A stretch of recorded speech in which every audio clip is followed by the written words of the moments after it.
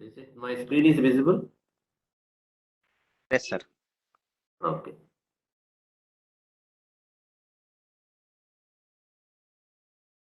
Yeah. Uh, Very good afternoon, all of you. So in the morning, we have finished friction stir additive manufacturing and additive friction deposition and the basic concepts of additive manufacturing process, how these processes are useful in defense and aerospace applications. And one more application is especially in electronic industry, where you don't want to change the material property, uh, but you need a product without changing the raw material property. So, so this is a solution to electronic industry, that is known as ultrasonic additive manufacturing process. In the morning, we have seen the difference between ultrasonic additive manufacturing and friction stir additive manufacturing, additive friction deposition process. So here, a very less amount of heat is required to complete the process. Uh, then there is no change in the material property before and after. Then it is the greatest advantage to the industrial applications where doesn't want required any deviation from the original material. Then you can go for this process. So it is, we can call it as a hybrid process, because after developing the component, we have to remove unwanted material from the component by doing any subtractive process.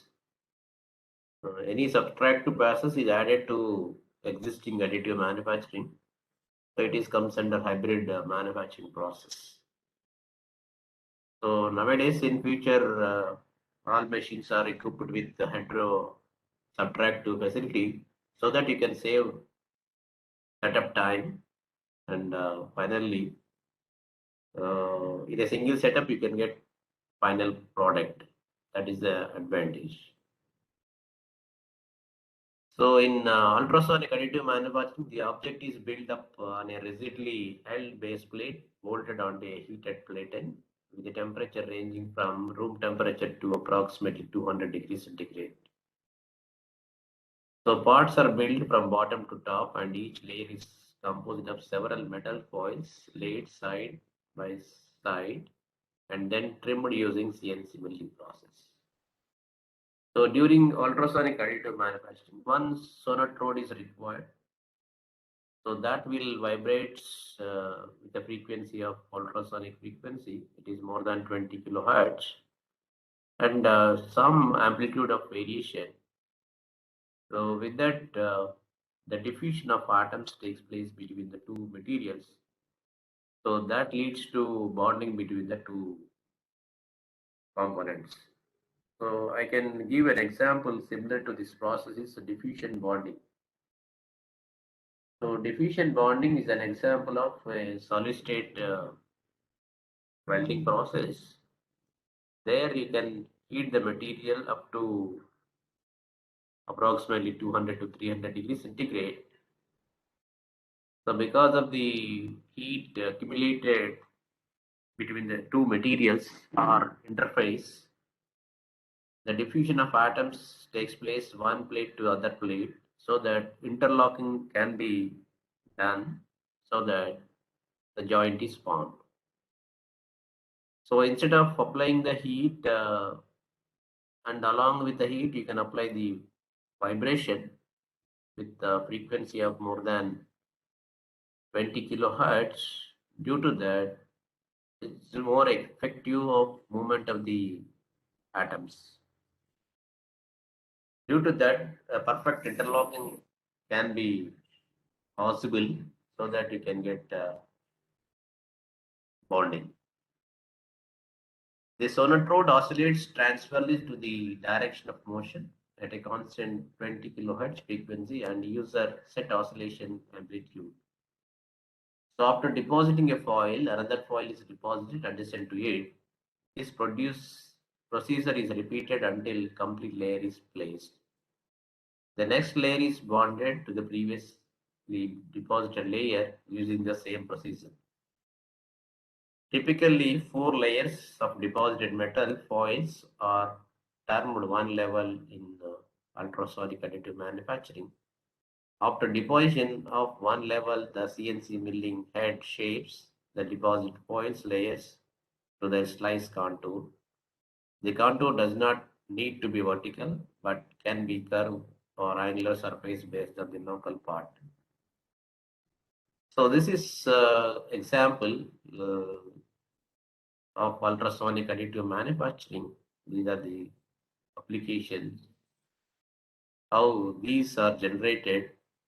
Yes, you can see the heated base plate, and this is a sonotrode, and this is the material you are going to deposit it.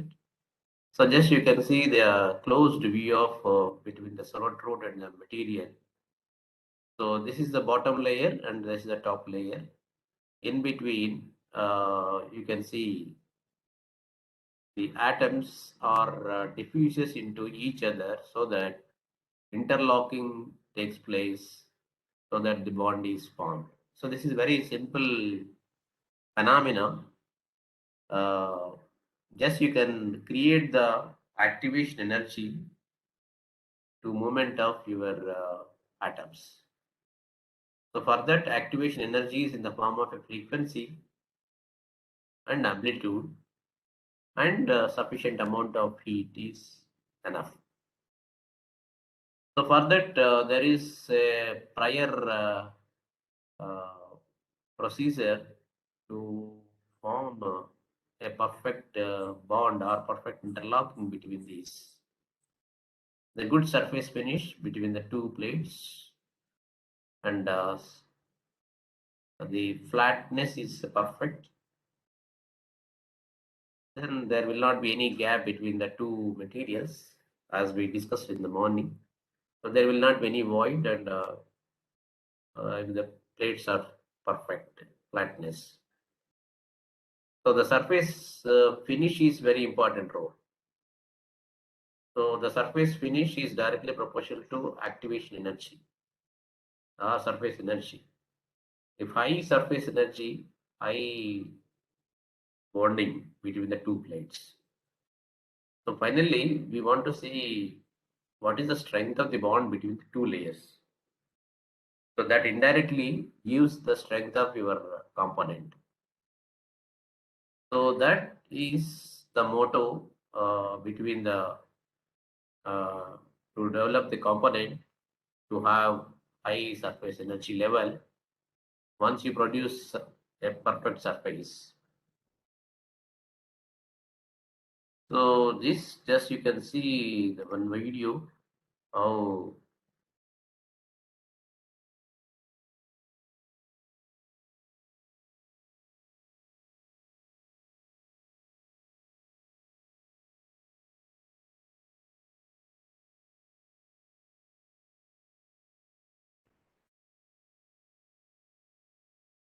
after 3-4 layers again machining is done.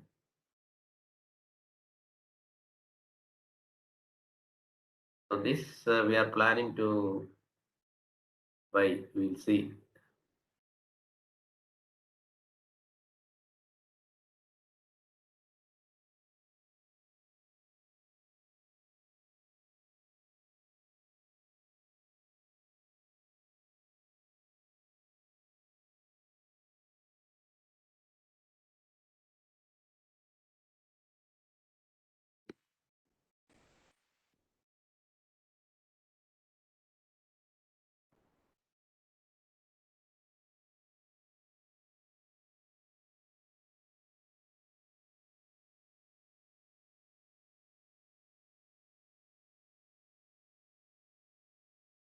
Yeah, that is the final component.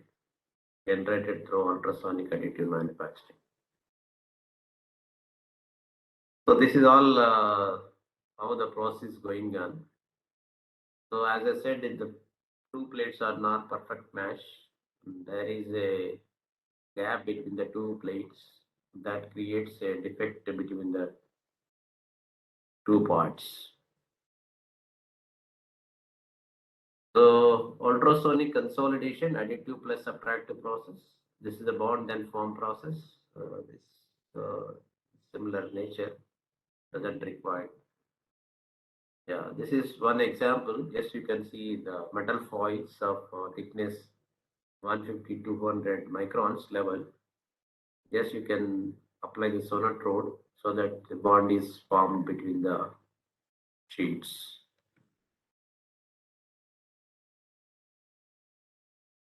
So enhanced oxide formation at elevated temperature will prevent oxide removal to a greater than the enhanced softening material. So why we are heating is the unwanted oxides can be broken so that the bonding is perfect. So some internal features, as you can see, 3003 top aluminium and 3003 bottom layer. So this is in between stainless steel mesh that can able to generate this type of components. So as I said, this electronic industry, the fiber embedment is an example of ultrasonic additive manufacturing. So fibers can be embedded between the layers, forming a metal matrix composite. Optical fiber also embedded without damage. Also, in dissimilar metals, also fibers can be entrapped. If two different metals are used, then fiber will not maintain its position at intersections. Need a fiber weaver system with alignment mechanism and able to change the fiber direction and foil between the layers. Ceramic fiber and metal matrix composite can be prepared. So you can also uh, see these applications.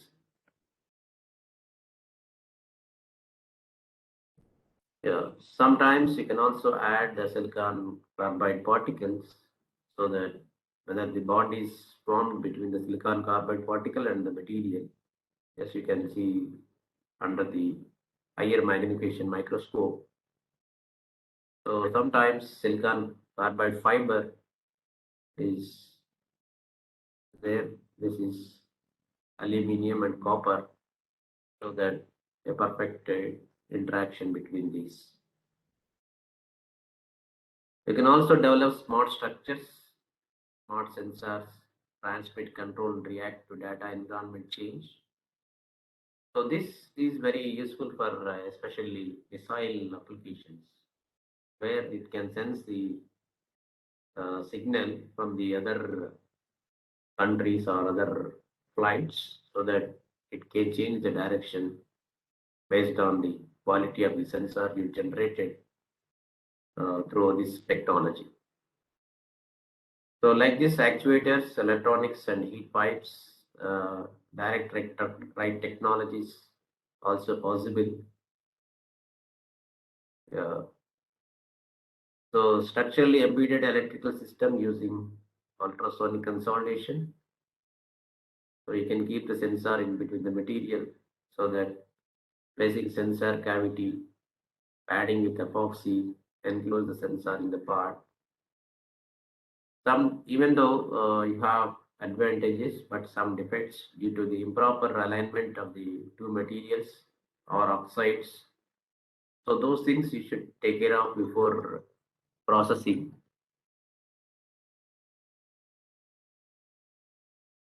Yeah, this not required. Yes, advantages and disadvantages of ultrasonic additive manufacturing: smoother surface finish, low energy consumption, no atmosphere control, and wastage. Applications, internal features, material flexibility, fiber embedments, smart structures. Yeah. Yeah, coming to the next process, wire arc additive manufacturing, and also integration with the CAD and CAM.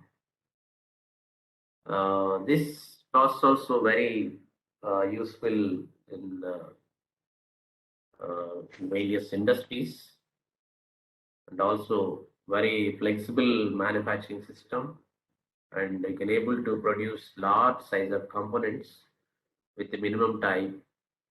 So that is the greatest advantage in wire additive manufacturing process. So this is not a new process. This is an old process. It was developed in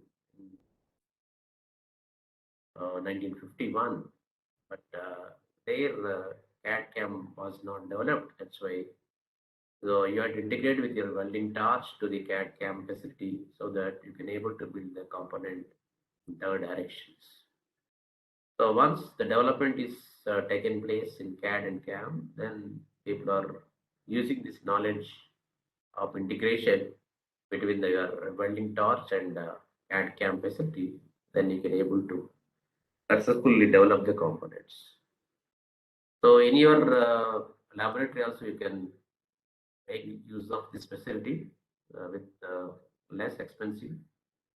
Only thing is you need to understand how to integrate with your welding torch to your XY plotter or XY controller. So the development of wire arc additive manufacturing is being driven by the need for increased manufacturing efficiency of engineering structures.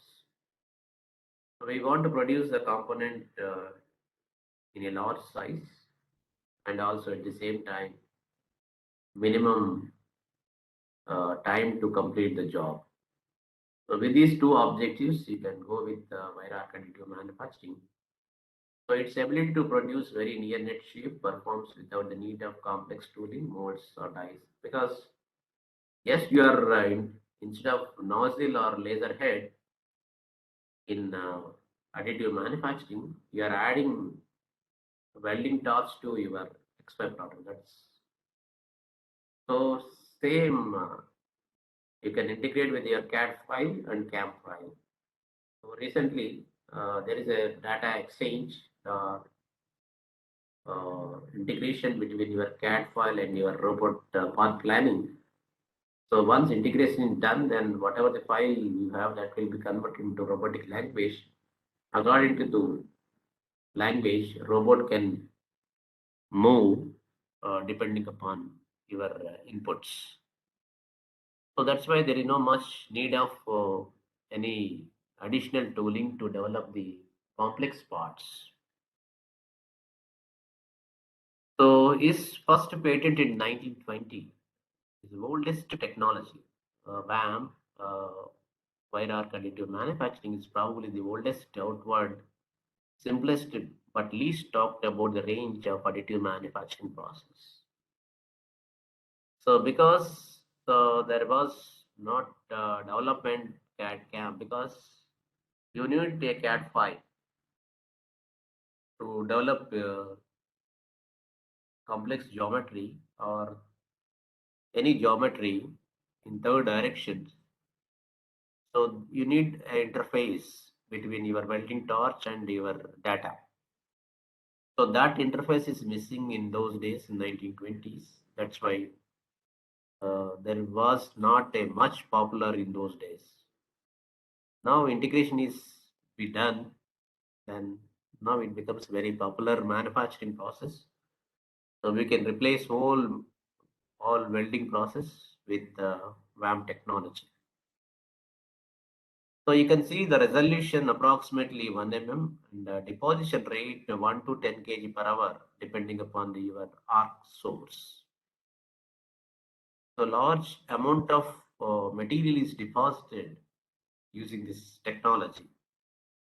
And also see that highly accurate and slower based system and less accurate high deposition rate multi-arc plasma or electron beam systems. So you can also add multiple nozzles. Instead of single nozzle, you can add multiple nozzles. So multiple power sources are required so that you can build a component very fast. And also the precision of the component generated by WAM is also very high. Normally, if you are producing high deposition rate, the quality which you are getting is, but it is not in the case because you are using different multiple heat sources. So they are independently produce different geometries or different components. That's why there is no difficulty to get the required level of accuracy. So just see worldwide, many countries are using this facility to develop their components, starting from India, US, France, UK, Holland, China, South Korea, Japan, and Australia. So mostly, much of the work done by South Korea are related to BAM technology because they have developed integration with your artificial intelligence also, artificial intelligence and machine learning. So once you develop the process, then that will give it to the industry. Then based on your requirement, yes, you can enter the data. Then according to the data, the WAM can be possible to complete your object. So there are synonyms related to WAM technology. So it is welding based depression. So strictly speaking, it is a welding technology. So instead of flat welding, you can build in vertical direction. That is the direction. Then you can call it as a name, different name, wire arc additive manufacturing.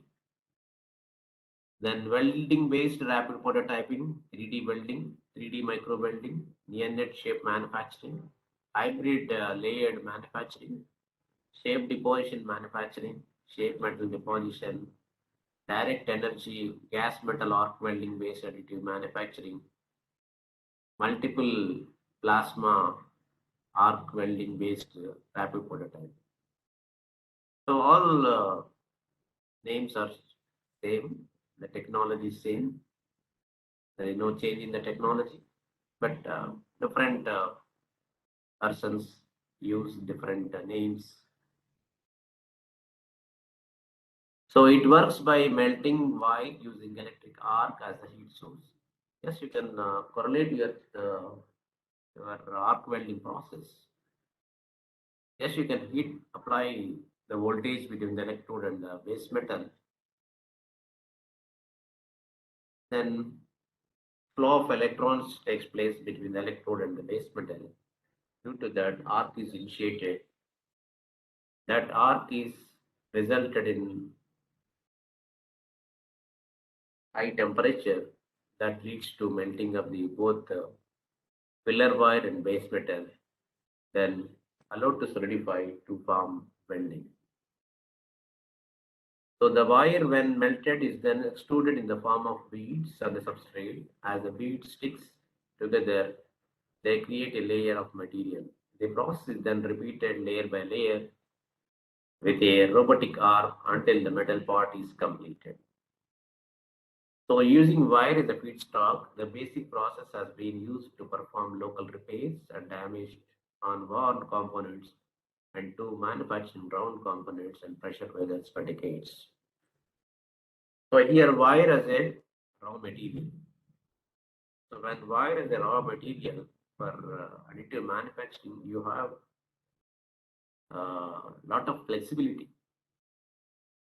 Number one is you have to save a lot of money for producing the component through wire-based additive manufacturing. And very easy to get the wire, the form of wire. The cost of the wire is less compared to powders. Then when holding the storage purpose, when it is stored for a longer time, there is no change in the properties in the case of wire. Whereas powders, you may get change in the properties because of the oxidation, because of the absorption of the oxygen and other gases, which leads to defects during printing of the materials. So storage is very important role in case of powder.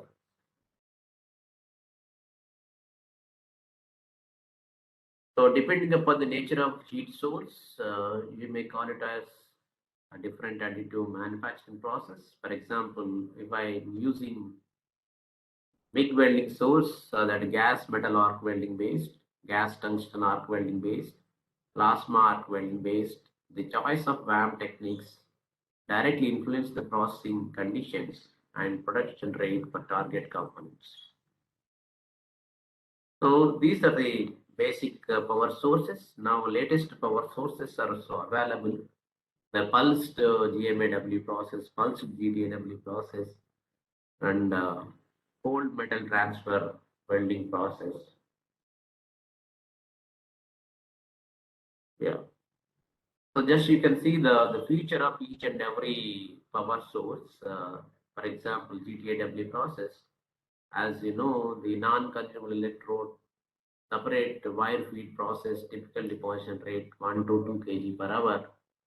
Wire and torch rotations are needed. GMAW process is a consumable wire electrode. The rate of deposition is 3 times the GTAW process. Then coming to the latest technology, which was developed by Phoenius, cold metal transfer welding. The reciprocative consumable wire electrode, typical deposition rate, because the electrode is uh, oscillating nature. During melting, it will be going forward. After melting, then it will be retracted with certain length so that the arc is vanishes. Then again, it is moving towards the build direction. Then arc is established. So this is the latest power source. With this one, you can reduce the amount of heat accumulation during the process. So the heat accumulation during the additive manufacturing, it gives a bad effect to the component. So when you are talking about heat accumulation more and more during printing process, whatever the part you are producing, it is going to be a less mechanical properties or reduction in mechanical properties. So this will be explained in detail in any welding textbook, that is uh, heat affected zone. So adjacent to weld region, you have heat affected zone. That heat is, because of the heat, it changes the structure. So that is very bad effect with respect to the mechanical properties. So the heat affected zone, if it is more wider, so the wider the width of the heat affected zone based on the amount of heat accumulated during the process. That means width of the heat affected zone is a function of heat input. So if you are using heat input is low, even though you are not changing your melting conditions, that process best one compared to other process. So just I am giving an example. Once you are melting the filler wire, during deposition of the molten material, there is no heat required, isn't it? There is no heat required. Because of the gravity, it will fall down onto the surface. But all these processes like PMAW and GMAW, GDAW, even the deposition, in the deposition period also, the heat is there because arc is there. So this technology during the deposition, the heat is not there because arc is vanishes. So that fraction of seconds, that is 0.1 second, is also very important role. So just you can see how many 0.1 seconds in each drop lead which is coming out from the filler wire and deposit on the substrate. 1,000 seconds multiplied by 0.1, 100. So 100 seconds is not a simple, not a easy. So you can manage, you can reduce the 100 seconds of heat accumulation by taking this technology. That's why it is a more advantage, and also you can get better mechanical properties than this one. So you can attach this EMT to your robot, then perfectly you can complete your third object, 3D object with this technology. Then another power source is plasma arc based power source. This is a non-consumer electrode. So addition to GDAW, you have uh, ionized gas, plasma. So plasma, which will give the additional heat to the your both the electrode and the base material. That's why you can go for high deposition rate compared to GDAW process. So, so this is very costly compared to GDAW process. But depending upon your need, you may go for plasma study to manufacture. So VAM equipment, robotic and machine-based system are two types. Robotic-based system includes in capable of manipulation system and CAD/CAM software. So if you have a CAD/CAM software, because you are designing the component in a CAD, then you can convert into STL file. Each geometry is converted into again coding. Yeah. Again, the coding is converted to robotic language because that language understood by the robot. Then this is interface between your CAD file and robot. So that interface will facilitate to change the data from the CAD file to your robotic language. Then the robot can understand very well that it can perform the operations depending upon the input of the programming. So machine tool based system into which the deposition equipment has been integrated with additional potential to allow the combination of IM and subtractive. So sometimes, so you need to remove the unwanted material immediately after deposition of 3 layers or 4 layers so that your accuracy is improved. So that's why immediately you can go for subtractive process. Then it also becomes uh, very easy to get the component without much difficulty with respect to the features as well as accuracy point of view. So just you can see this picture. This is the robot. At the end of the robot, you have a torch. So torch, I can say either maybe TIG torch or MIG welding or plasma or CMT welding torch. So you need to develop this component. Then you need a CAD file. Then you can have interface between the CAD file and your robot language. So that will take care of the position and oscillating the conditions.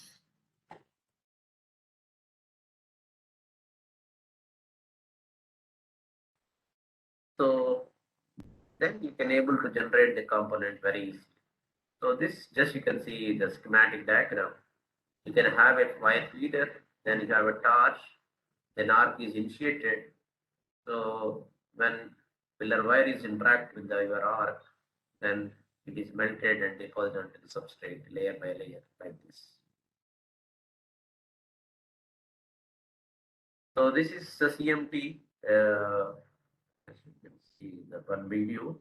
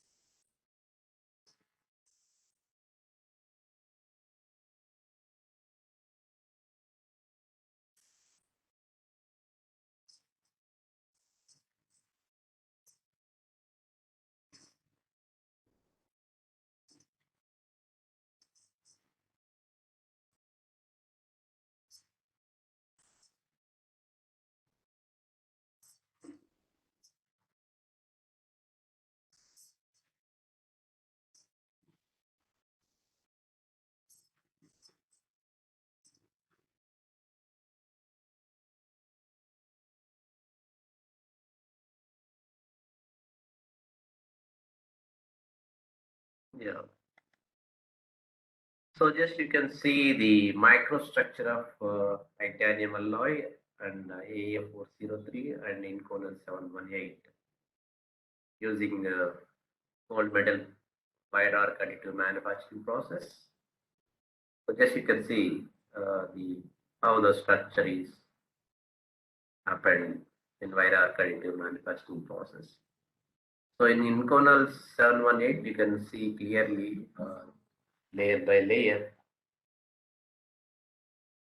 Then you can able to get this structure. So this is the joint between the two layers. So this is very important role. So once the bond is perfect, then only you may get good properties. Otherwise, it is not. Just you can see the problems encountered with respect to the metal additive manufacturing process. It is not a simple job. So if you are talking about geometry, you can able to build the component unless you can see the properties. It is aesthetic way, it is better solution. When you are talking about its mechanical properties, you have to take care of lot of precautions so that you can able to generate the component with less defects. So just you can see the giving exploration of different materials which are used in either metal additive manufacturing or wire arc additive manufacturing. The technology, the principle is same. There is no change. Wire arc additive manufacturing or powder-based additive manufacturing or direct energy deposition process. The technical is same.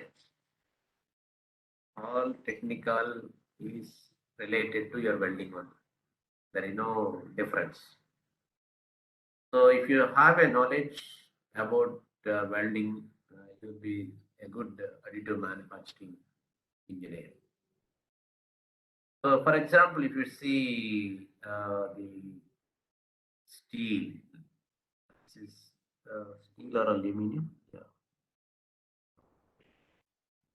So aluminum, this is aluminum. Yes, you can see aluminum. So I am giving certain problems encountered welding of any material. One is porosity, other one is residual stresses, delamination, oxidation, and crack, and surface finish, and deformation. So once you have solved these problems or minimize these problems, you are successful additive manufacturing designer. So first of all, you should understand the metallurgy of each and every material. Then only you can solve these issues. So for example, if I take porosity as a concern, so the level of porosity 5 is the maximum. So 1 to 5 scale for each problem. The problem is 5 in the case of porosity. So aluminum alloys having lot of porosity during fabrication process because it absorbs gases during melting process. Then you can avoid the porosity by taking a lot of precautions. So the main problem is the oxidation. So due to oxidation, it prone to oxidation due to the presence of the oxides. Due to that, it leads to porosity.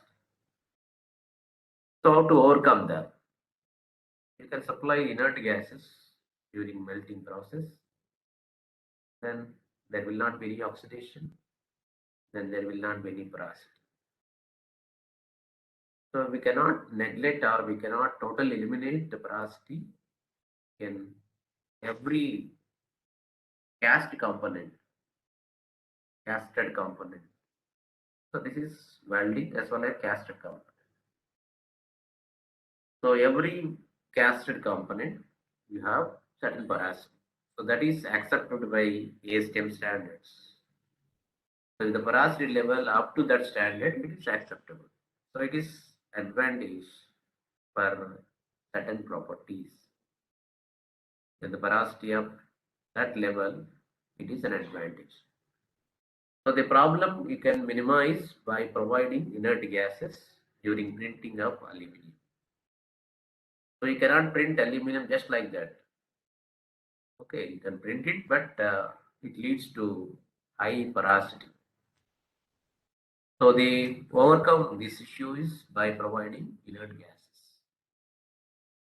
Then similarly, the another problem is the residual stresses. So these residual stresses you can minimize. Otherwise, if the stresses are more, so it leads to brittle failure. So the stresses which are induced during certification process should minimize. That means heat accumulation during the process. If it is more, it results in high amount of residual stresses. So that becomes material going towards brittle nature. So that's why additive manufacturing components, the stresses which are induced in the component is higher compared to other manufacturing process. So like the oxidation is another material, titanium. Suppose if you want to build a component using titanium as a material, so it is more oxidation. So it is more active during the environment. So due to the presence of the oxygen and other gases, it will react when it is a particular temperature. So due to that, it forms oxidation, titanium dioxide. So that is very brittle nature. Even the titanium alloy is a ductile nature. Because of the presence of oxides, it leads to brittle nature. So those things you can avoid by providing again inert gases.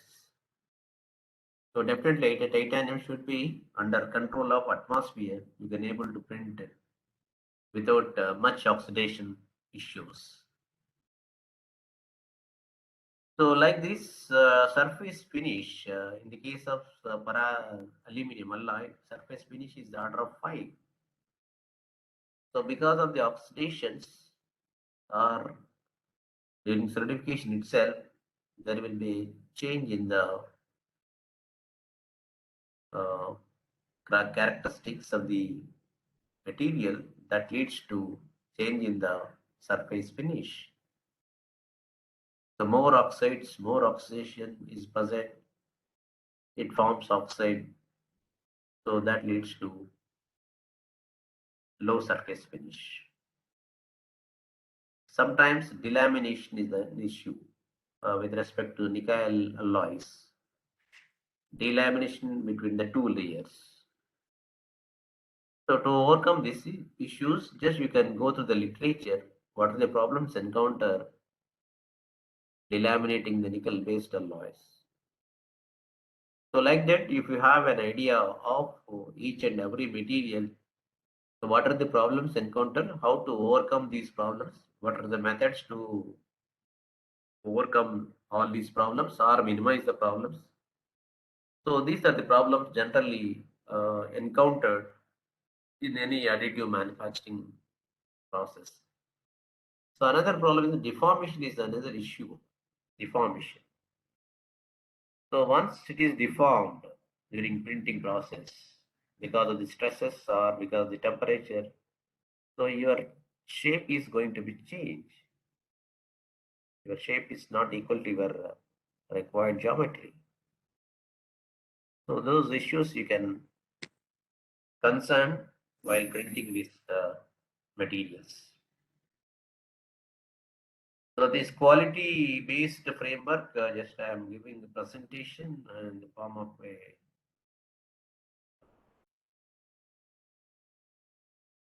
tables, parameters, thermic plasma, wire design, heat treatments, work hardening, interpass gas cooling, So these are the post-processing techniques to improve your quality of the components. The process variables, wire feed rate, voltage supply, argon flow rate, weld speed, number of layers. It is very simple to the process variables are similar to your MIG welding process or TIG welding process. Then another issue is concerned the mode of metal transfer from the tip of the electrode to the substrate. So this is major concern. If you look at these two pictures, so A is a free flight mode of metal transfer. This is short circuit transfer. So there are various kind of metal transfers based on the amount of heat supplied during the process. Okay. So suppose if you look at the free flight mode of metal transfer, so your target is here, but your deposit material is here. So the deposited material is away from the target location because of the gravity. So you can select the correct mode of metal transfer. Then you can go for a short mode of metal transfer, your target position and your droplets are same position. Yeah. So depending upon the material, you can select a proper mode of metal transfer, tip transfer, short circuit transfer, gravity transfer, repel transfer. There are various kind of metal transfer. So if you want to see the more knowledge about the metal transfer, yes, you can go to the textbook of welding technology by Farmer. In that MIG welding process, in that he has given a brief explanation about each and every mode of metal transfer, its advantage and uh, disadvantages. Okay, and also you can see that due to direction, this is the direction of deposition. Your metal deposited due to the gravity, the molten metal sags. So this can be avoided by projecting in a proper way to the molten metal, and also you can supply the interfall uh, cooling gas so that you can reduce the sagging. Yeah, this is the component fabricated through wire arc additive manufacturing. The welding direction may be like this or like this or from top to bottom or bottom to top. So you can produce all these components. Now this is various approaches depending upon your requirement. You may get it very easily. So same components you can produce through VAM technology. You can print it through wire arc additive manufacturing facility. So just you can see the here you can use lattice structures. So lattice structure, this is a strand, another strand joined together to produce this kind of structure is known as lattice structure. These are the spade grid structures. You can reduce by using these structures. You can reduce the lot of weight of entire system. So this can be useful in especially aerospace applications where you can reduce the weight of the entire aircraft by providing these kind of structures between the two sheets. Yeah, limitations, production of large parts compared to powder bed process as a robotic arm movement is free to move. Wire is less expensive compared to metal powder. VAM hardware is less expensive compared to metal 3D printer. It can deliver near net shaped components, minimizing the Rear net shape components minimize the need for surface finishing. Good option for repair and maintenance of operations for specific components like turbine blades and also molds and dies. So limitations of VAM heat management is somewhat difficult. Materials like titanium, the inert gas chamber is required. It limits the size of parts that can be produced with this technology, and installing such chamber will increase the cost of the equipment. Although a number of companies are developing VAM technology for the production of metal parts, currently there is no commercially available systems. However, collaborators such as KUKA system, air-based defense, uh, FMC technology, and other companies are currently working to develop systematic technology for VAM. The applications, the aerospace, stiffened panels and wing grips. Dalia Aerospace has recently created aluminum fuselage panels with stiffeners manufactured directly on the surface. World's first 3D printed ship propeller, the VAM propeller uses 298 layers of nickel aluminum bronze alloys and was complete in 7 months. VAM can also be used in architectural applications, mixed 3D steel bridges. So this is very useful for making the bridges long bridges, especially this technology is very useful. Yeah, just now I have you have seen you one video related to lattice structures. So lattice structures are unique class of space structures composed of the inside studs within certain diameter and angle. So lattice structures have extensive application in the aerospace field due to combinational advantages such as lightweight, high strength, heat insulation, shock absorption, ice detection. At present, aluminum alloy metals are widely selected to fabricate lattice structures. So traditional manufacturing methods of metal lattice structures include investment casting, plastic processing method, and combination of extrusion and electric discharge machining. However, these methods have high requirements of material and confront the great difficulty in fabricating such kinds of complex structures. It limits the design freedom of material and structure for manufacturing lattice structures. In detail, investment casting requires liquid metal to have great rigidity. Meanwhile, it is difficult to manufacture low-density lattice structures with topology optimization and complex structures. So combination of extrusion and electrode discharge is only used for the manufacturing pyramid lattice structures. Further, these traditional manufacturing methods are complex technology process. Yeah. At present, the main methods for additive manufacturing for lattice structures are selective laser melting and selective electron beam melting.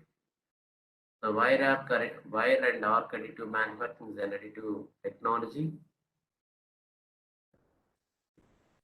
Yes, you can see the metallography structure of PR2319 aluminum alloy strut.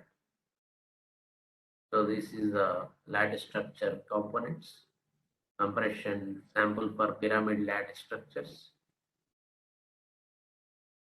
So this is design, how to design your structure, strut, then after that node part, then again strut, like that you have to develop the component. So I'll give 5 minutes break. Then after the now it's 4 o'clock, 4:05, we can rejoin again and we'll continue the lecture.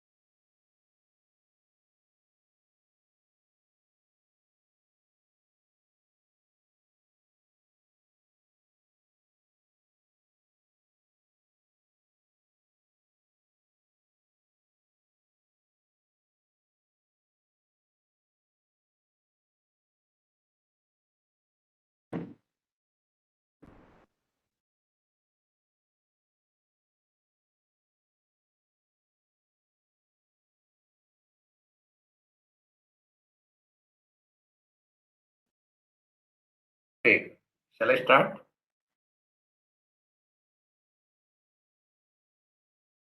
Yes, sir. Yeah. Coming to so far, we are talking about 3D printing. Uh, you can print the material in third direction. What is 4D printing?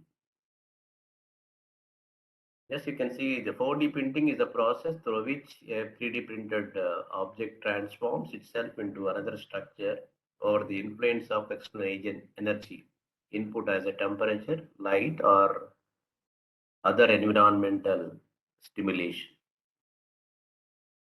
So it is a 3D printing component, but because of its it is exposed to different environments, so it is going to change another shape. So this another dimension you are going to get by applying any external uh, source. So that is we can call it as a 4D printing material. So because uh, inherent properties of the material, it may changes its shape uh, because of it is exposed to certain temperature or light or any other. Suppose mm,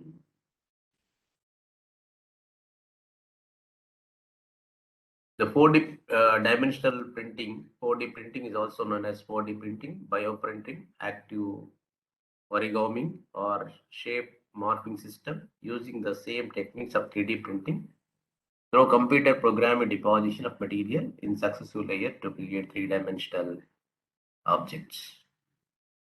So another example is VAT photopolymerization. So you can print the material under the UV light. So because of the UV light, it changes its properties. So it creates a chain structure because of the light.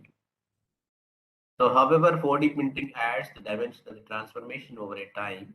It is therefore a type of programmable matter where it, after the fabrication process, the printed product reacts to the parameters with the environment, humidity, temperature, and changes its form accordingly.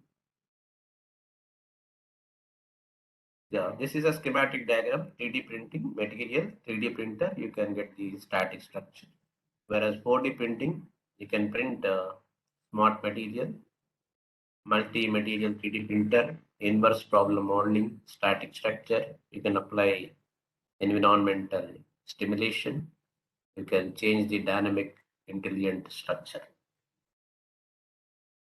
So advantages, so it is useful especially in medical field. Just you can insert small component by small creating aperture on the surface of the body. Just you can inject and you can give stimulation to the component. It will expand. It will do surgery in some cases, and also space satellites. Uh, so that antenna you can not transfer that wide antenna. So you can fold it in a very smaller one. When it is exposed to under certain environment, it may changes its original shape as equal to your antenna dimensions. So this is these kind of materials are very useful for certain applications. So self-repairing pipe system, self-assembly furniture, medical industry and fashion. As you can see the video.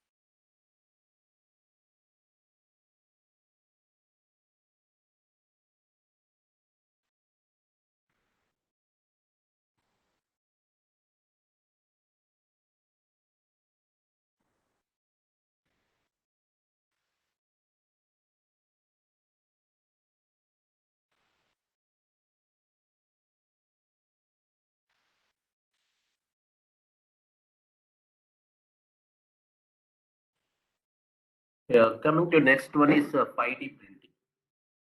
So the name of this technology is quite misleading, since 5D printing does not refers to the addition of fifth dimension. So 5D printing refers to the 3D printing using 5-axis 3D printer. So instead of printing in only one direction, even though if you have a more complex nature, you can able to print very easily in using 3D 3-axis printer. But the strength of the uh, component which is other than your printing direction axis, it is somewhat inferior to the mechanical properties compared to the direction which you are creating that perpendicular to the substrate. So that's why the people are thinking about another two axes so that you can also print in these directions, so that you can able to get the strength of the component which is equal to the original component of additive manufacturing. So that's why additional two axes are added to your 3D printer. Then you can able to print uh, any complex geometry, which is more easy and also good achieve good mechanical properties. So in conventional 3D printing, the object is created by the addition of horizontal layers deposited on top of each other. With 5D printing or 5-axis printing, the print bed is capable of moving back and forth on two axes in addition to the X and Y and Z axis. 3D printer hence the total number of 5 axes. You can also see the video.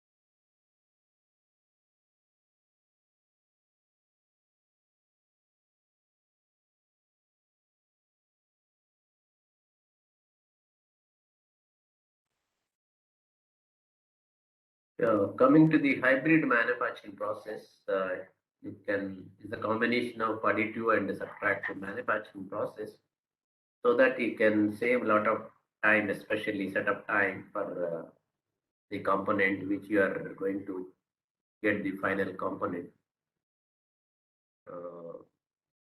Here, yes, you can see the video. This is additive manufacturing process where we are creating the job. Then after that, yes, you can remove the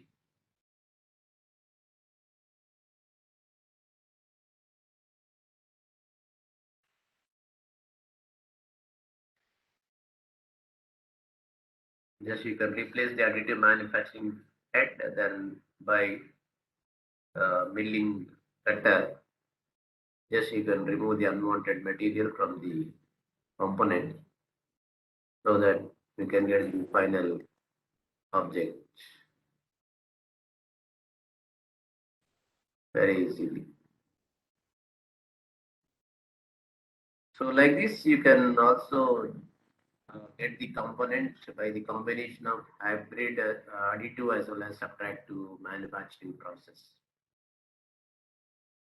Yeah, coming to the additive manufacturing, I'm talking about direct energy deposition process how this direct energy deposition is very useful for industrial applications. So you have the platform that is substrate. You can build the component. Then you have a water feed nozzle. Then you have a laser beam focused on the focal point where the powders are interacting with the laser so that the material is melted and deposited onto substrate.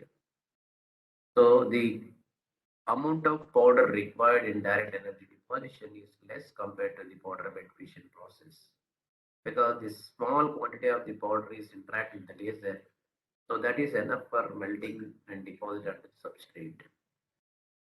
So this because you are focused on the a particular area where you want to melt and deposit onto the substrate. So this using this technology you can also use for uh, repair of any components which are damaged during service so that it is very easy to repair using this technology because you are focusing this beam at the on-site on a particular place so that you get able to melt and deposit it on the substrate so that you can get the repairing can be done very easily. So it is an advanced additive manufacturing technology and used to repair and rebuild worn or damaged components to manufacture new components and to apply wear and corrosion resistance coating also.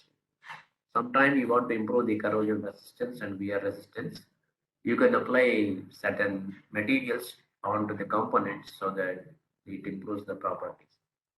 So direct metal deposition produces fully dense functional parts directly from CAD data by depositing metal powders pixel by pixel using laser melting and patented closed loop control system to maintain dimensional accuracy and material integrity.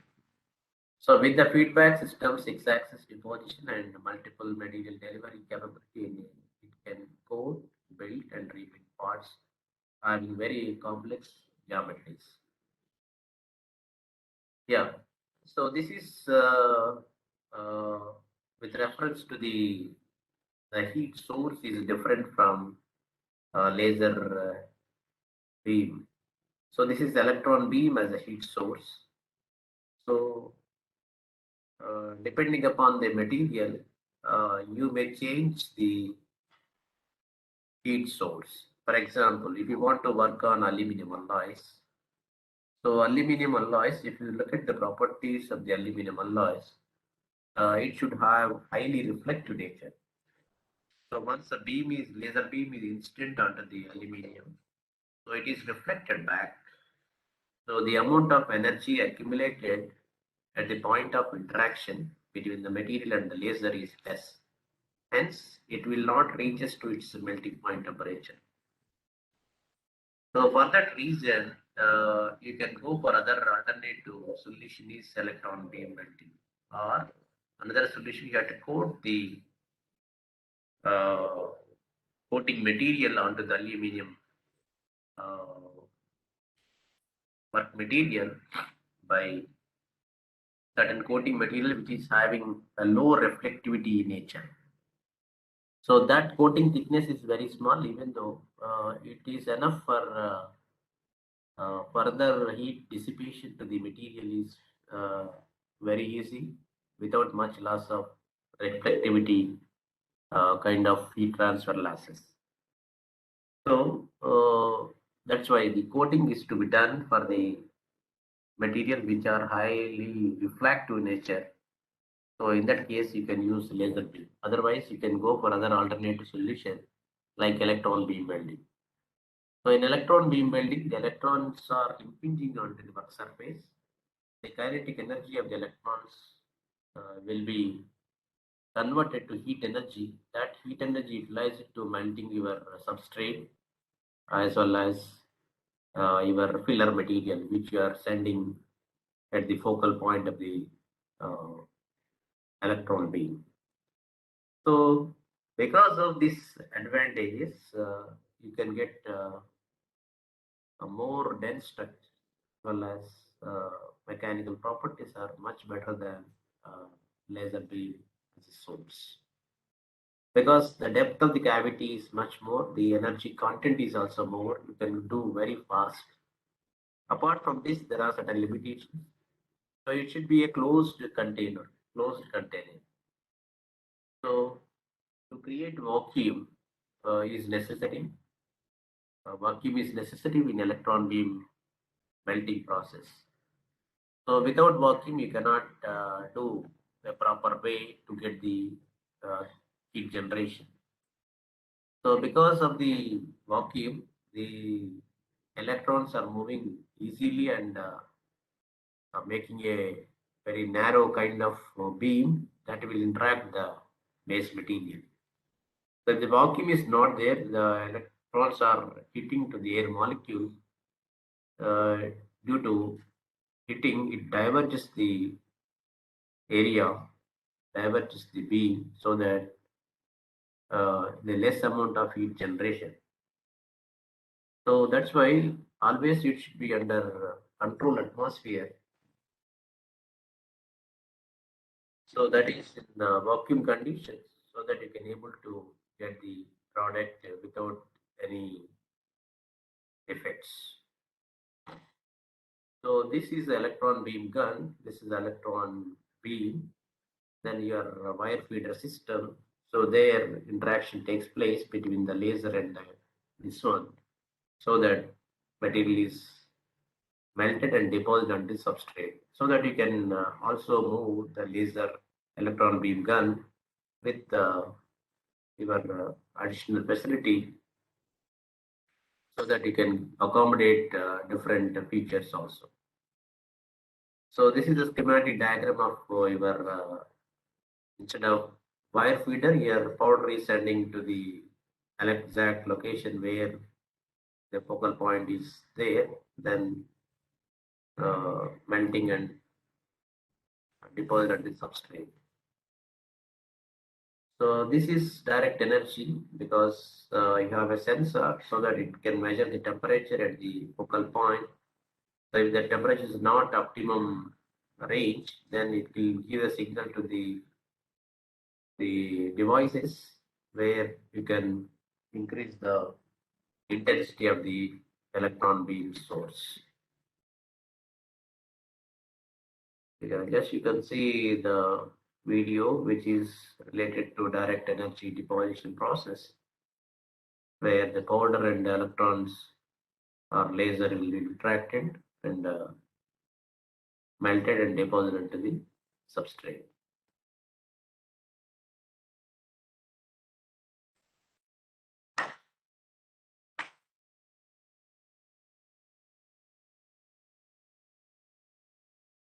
So this is wire as a feed raw material. Yes, you can see the laser, so that it melting and deposited onto the substrate. The proper movement of the material feed wire is required to control the deposition of the filler material.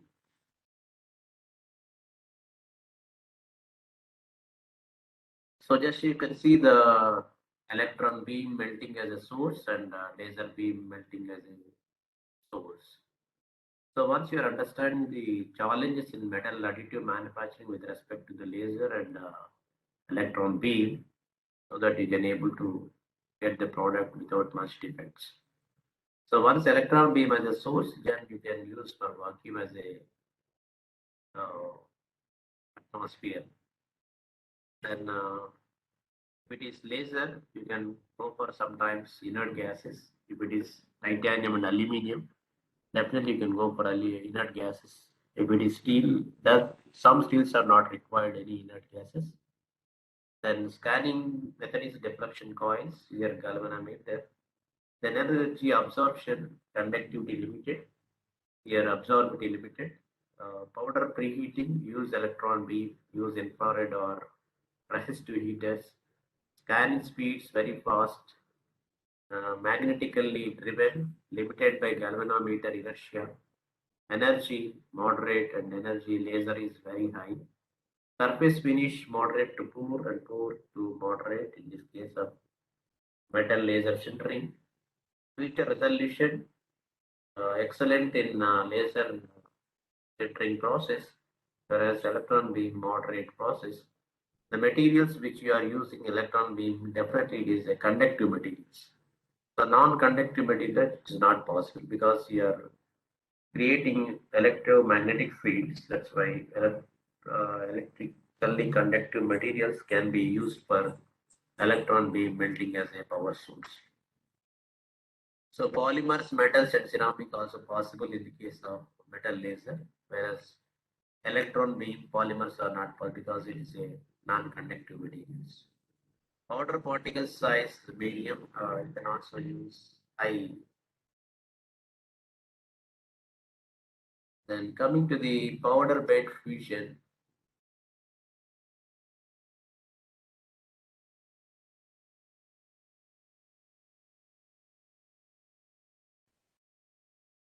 it's a turbine blade.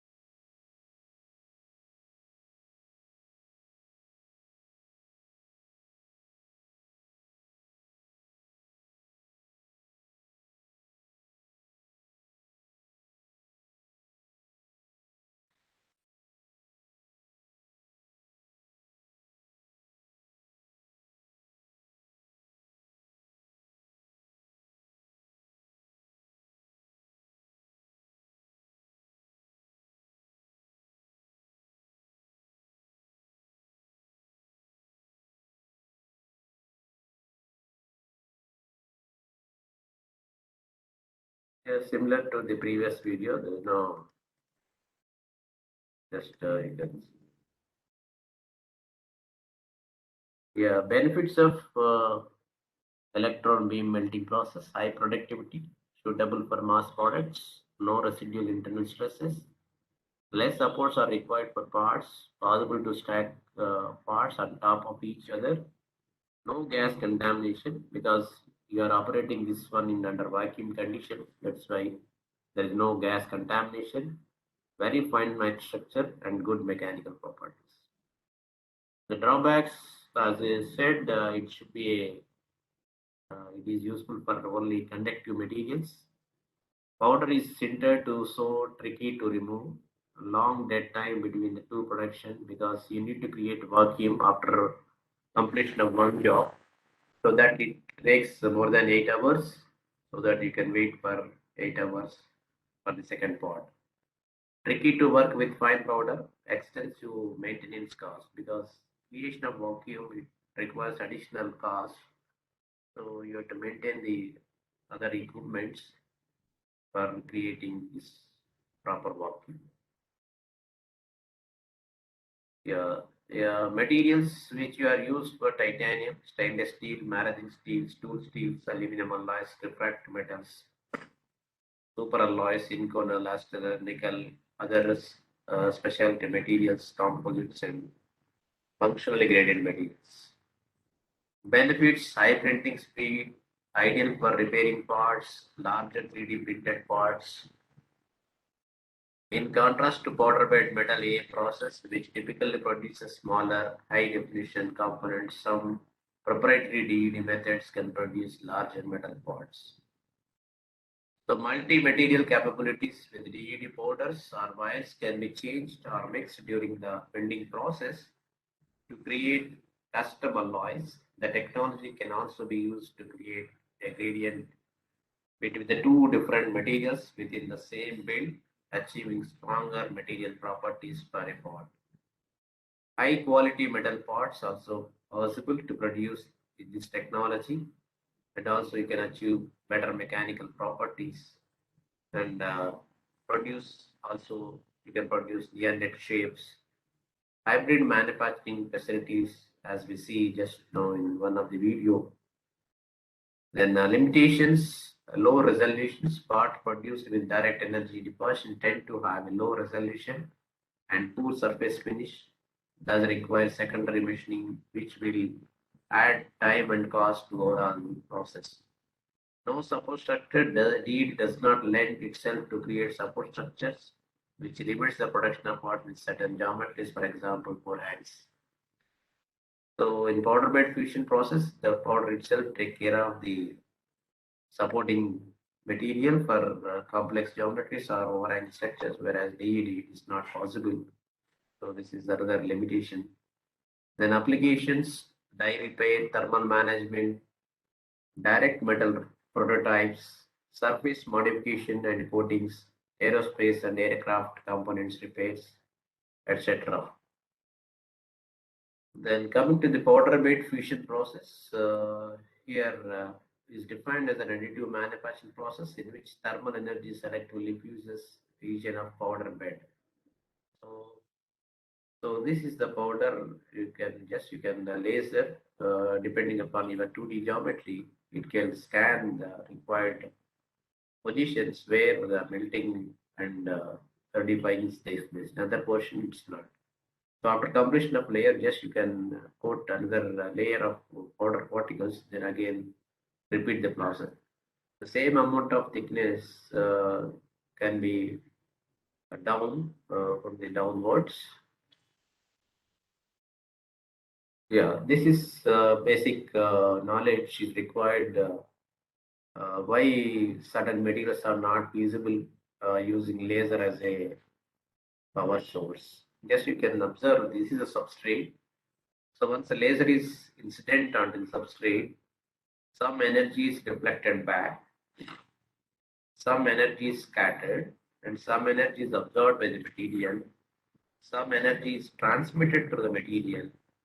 So the losses which you are taking, transmission, scattered, and reflected, 3 to 5. If 3 to 5 are minimum, so whatever the amount of energy incident on the surface, that will be transmitted, absorbed by the material. So this is fourth one is very important. Suppose, for example, 80% of the energy, total energy is absorbed by the material, that is for absorbed energy is 40-80% of the incident energy, that's okay. So if it is 30 to 40%, then whatever the energy, remaining energy may be transmitted, may be reflected, may be scattered. So depending upon the material property, it is varies from material to material. Suppose if you take aluminium, the reflectivity nature is more compared to the absorptivity, because the property of the material is itself highly reflective nature. So whatever the energy is coming, just strikes and reflected back. So there is no sufficient amount of energy available to reach its melting point temperature of the material. So even if you increase the energy, there is no use, because whatever the energy incident, that will reflected back. 80% of the energy reflected back. Then in that case, the people are working. You can coat a small amount of material which is having low reflectivity nature. So for example, it's 1 mm thickness or 0.8 0.5 mm thickness, that coating is to be done. Once the laser is interacted, because this 0.5 mm is high absorbed capacity, so immediately small cavity is formed. So the cavity is enough for further transmission of the energy to the material. So just you can see the upper share, small uh, cavity. So once that laser is interacted with the small cavity, so because of the nature of the material property, it will be reflected back, but it will not coming out. So it will reflect it and interact with another surface of the cavity. So like that, heat accumulation takes place, that further increasing the cavity depth. So this is one of the techniques to increase your efficiency of the uh, additive manufacturing process even the material is highly reflective nature. So these are the challenges come across when the material is in highly reflective nature. So different coating, what is the minimum thickness of the coating is required to absorb the high amount of energy. So that is itself is a one kind of project. Yeah, this is another challenges. Okay, no doubt we are melting and depositing substrate. How these joining takes place between the two layers, that is also a very important role. So what are the mechanisms involved to joining these two materials? One is solid sintering, chemically induced binding, liquid phase sintering, full melting. So under these liquid phase sintering, distinct binder and structural materials, indirect binder and structural materials, separate particles, composite particles, coated particles. So what is solid state sintering? Just you can look at the picture. If you take a four spherical powder particles, once these two are close to each other, there should be a void between these. So once you are heated to certain temperature which is equal to the recrystallization temperature, the necking formation takes place. So due to that, reducing the your void and finally decreases to space. So initially this is a void and finally after necking formation, this is a small void. So the void area or volume of the void is less compared to A.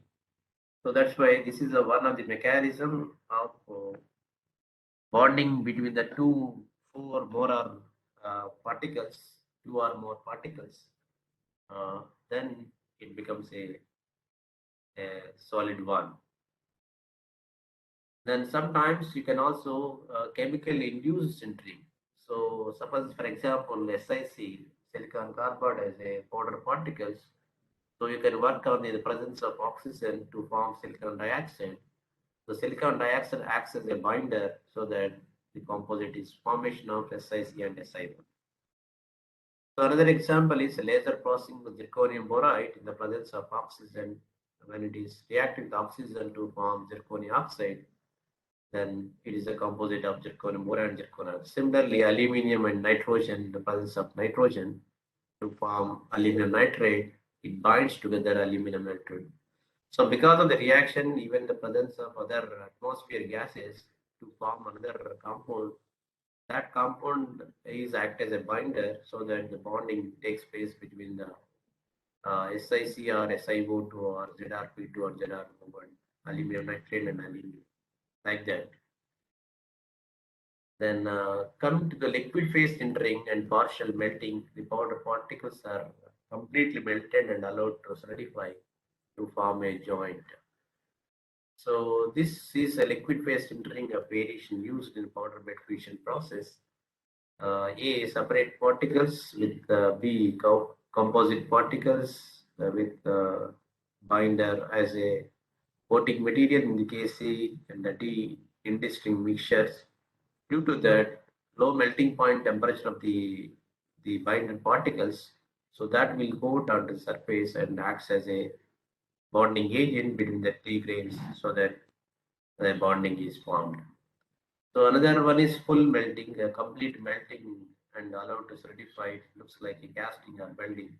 So these are the four mechanisms which are used for any additive manufacturing in the case of powders especially. Yeah, DMLS pretty that gas turbines. So with this slide, I can conclude my topic. Then we can have interaction session so that we can interact another 10 to 15 minutes. After that, we have to close the session.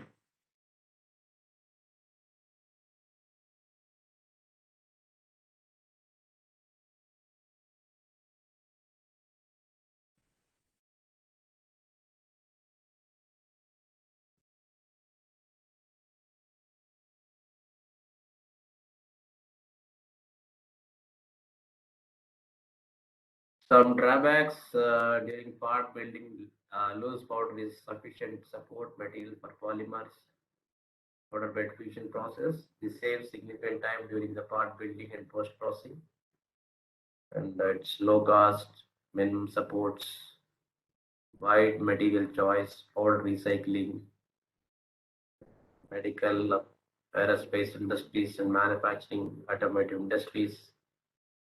The application of powder bed fusion process, aerospace perspective, PBF process are finding much interest and use for military and commercial aircraft. Examples of this includes PBF manufactured fuel nozzle on General Electric's GE9X engine, which is used on Boeing 777 aircraft. GE9X is the largest turbofan engine produced, and the additively manufactured nozzle is 5 times more durable than previous versions. Boeing 777 with its two GE9X engines includes 300 additively manufactured components. So this is the GE additively manufacturing fuel nozzle.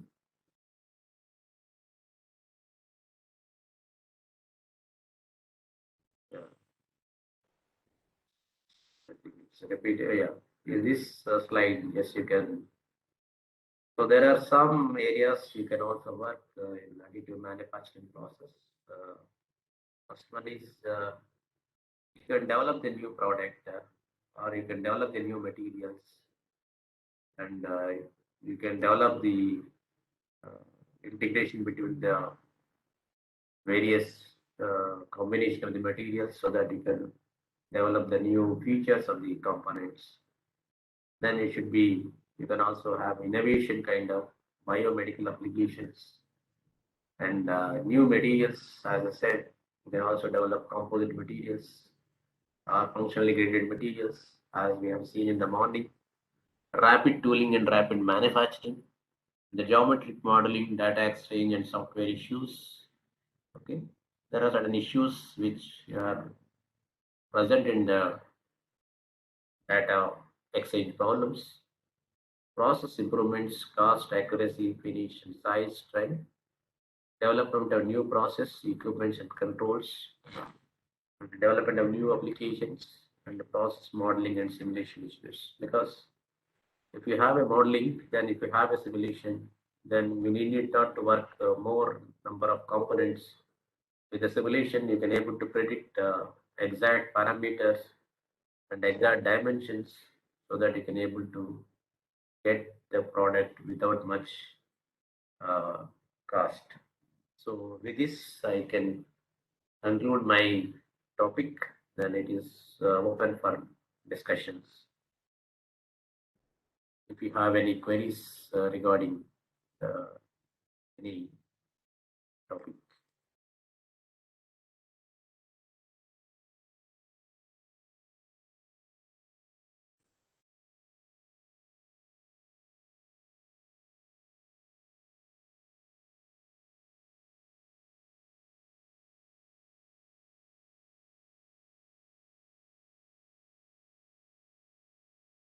Yeah, you can you can interact, or otherwise you can pose a question in the chat box.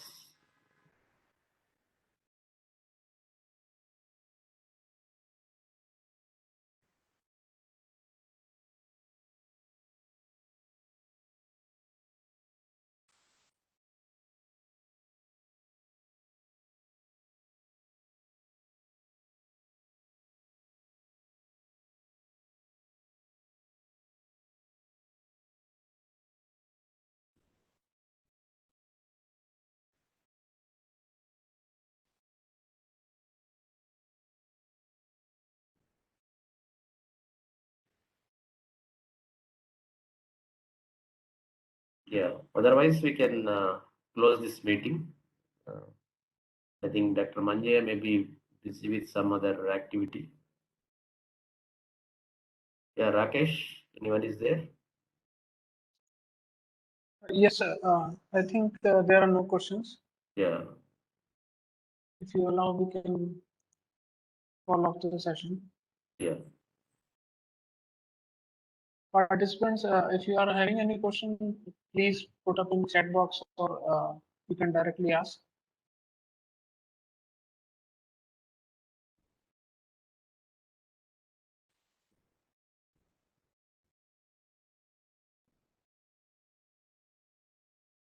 Okay. Okay, sir. I think no Yeah. questions. Yeah. Thank you, sir. Thank you very much Right. for this elaborate session. Thank you, sir. Fine.